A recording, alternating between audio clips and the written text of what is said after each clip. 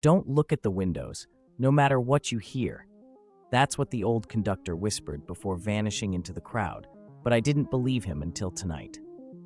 The city's abandoned subway station, Willow Line, has been shuttered for decades, its entrance sealed by iron gates and rust. I only found my way down here after combing forums and piecing together urban legends, determined to see if the stories were true.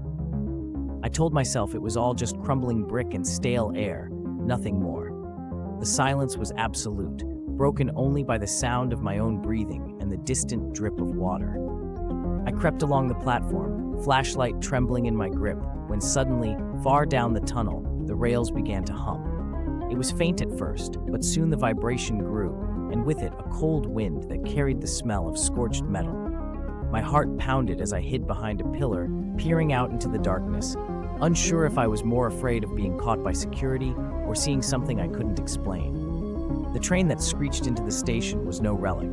It gleamed as if freshly built, yet every window was shrouded in shadow.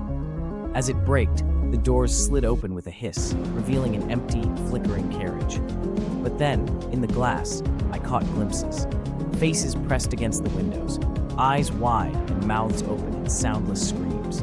I remembered the conductor's warning, but curiosity clawed at me, and I inched closer, compelled by the possibility of uncovering the station's secret.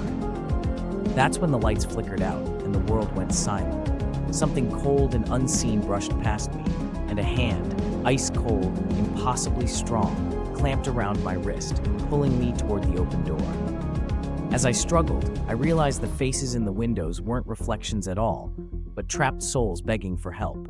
The last thing I saw before the darkness swallowed me was my own terrified face joining theirs, pressed against the glass, waiting for the next curious fool to come looking for the cursed Willow Line.